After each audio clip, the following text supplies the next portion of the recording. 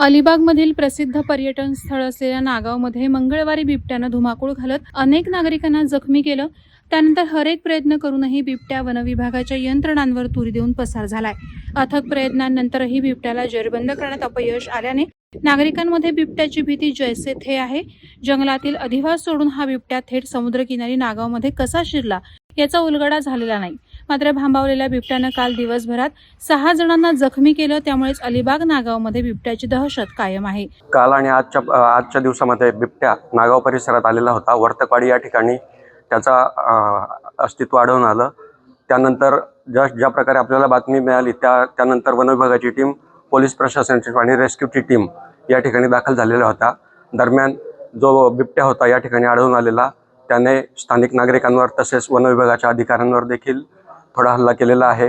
त्यानंतर सदर बिबट्याचा शोध घेण्यासाठी वनविभाग, पोलीस विभाग आणि रेस्क्यू टीम या तिघांनी मिळून जे कोम्बिंग ऑपरेशन केलेलं आहे, तर त्या दरम्यान काल दुपारच्या सत्रानंतर पूर्ण संध्याकाळपर्यंत रात्र आणि कालची रात्र आणि आजच्या दुपारपर्यंत हे जे ऑपरेशन झालेलं आहे, तर या परिसरातील सगळ्या वाड्या, सगळे खाडीपर्यंतचा परिसर आणि संपूर्ण नागावच्या समुद्रकिनारी असलेल्या वाड्यांचा परिसर आपण कोम्बिंग ऑपरेशन करून त्या ठिकाणी त्याचा सर्च केलेला आहे. परंतु सदर सर्च दरम्यान वनविभागाला तसेच रेस्क्यू टीमला या ठिकाणी त्याच्या आढळून आलेला नाही.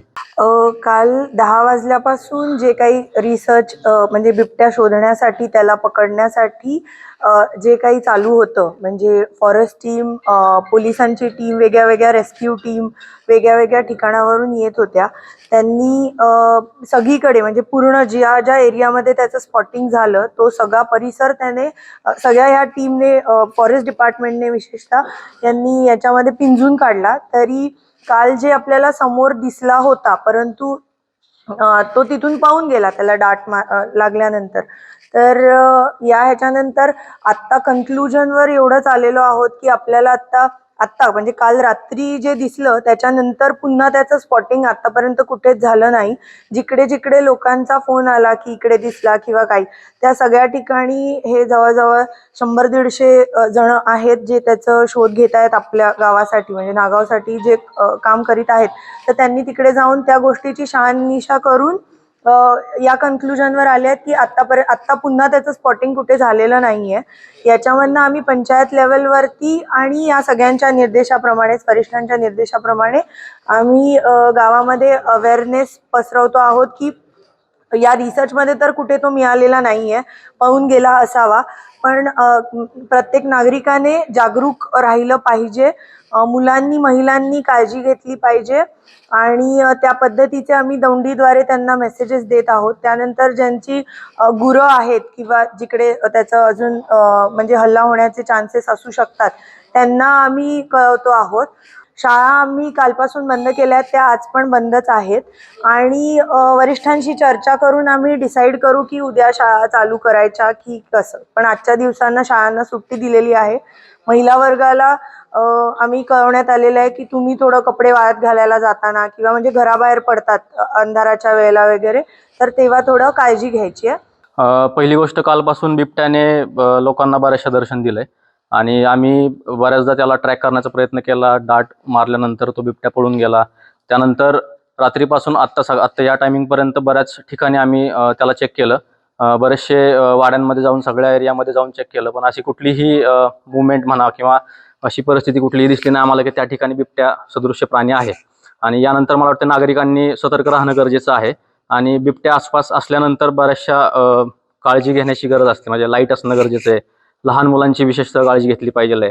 आणि महत्त्वाचं म्हणजे जी काही आपली पाळीव जनावरं असतात ती रात्रीच्या वेळेस बंदिस्त ठिकाणी ठेवली तर बेटर राहील, कारण ते त्यांच्यासाठी आयतं खाद्य बनू शकतं. म्हणजे तुम्ही जर एखादं वासरू, तुमचं पाळीव कुत्रं जर बाहेर ठेवत असाल तर ते त्याला खाद्य म्हणून ते त्यांच्याकडे बघतात आणि अशा वेळेस ते दिसल्यानंतर ते नक्कीच त्याच्या मागे येऊ शकतात. मग त्यावेळेस माणूस जर जवळ असेल तर माणसावर हल्ला होण्याचे चान्सेस असतात. मग हेच जर त्याला दिसलंच नाही, बिबट्या येऊन जातो आणि हे माणसालाही कळणार नाहीये. पण दुसऱ्या वेळेस त्याला कळतं की तिथं काहीच नाही मला मिळणार खायला, तो आपोआपच त्या एरियातनं निघून जाणार आहे.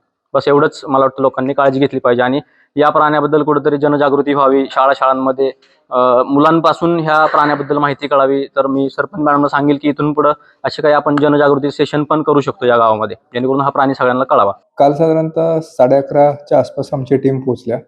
जवळजवळ एक वन विभाग आणि पोलीस असे मिळून एक 70 ते 80 लोकांचा स्टाफ होता. दिवसभर आपण वेगवेगळ्या प्रकारचं कोम्बिंग ऑपरेशन, सर्चिंग ऑपरेशन केलं आणि त्या माध्यमातनं एक रेस्क्यू टीम पण बोलवली विथ दॅट गन.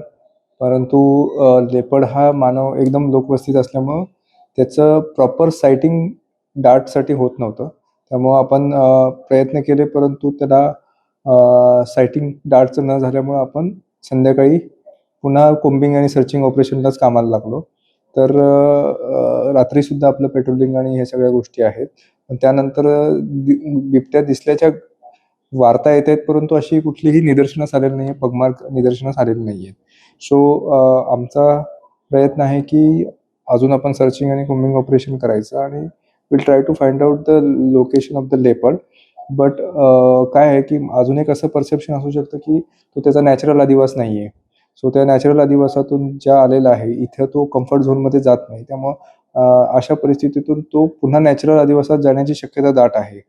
तर आम्हाला असं वाटतं की कदाचित तो त्याच्या मार्गाने नॅचरल अधिवासात गेलाही असू शकतो, नैसर्गिक अधिवासात गेलाही असू शकतो. तरी आम्ही जोपर्यंत आमचे 100% श्युरिटी येत नाही तोपर्यंत आम्ही सर्चिंग ऑपरेशन चालू ठेवतोय. वादळवारा लाईव्हसाठी धनंजय कवठेकर, अलिबाग.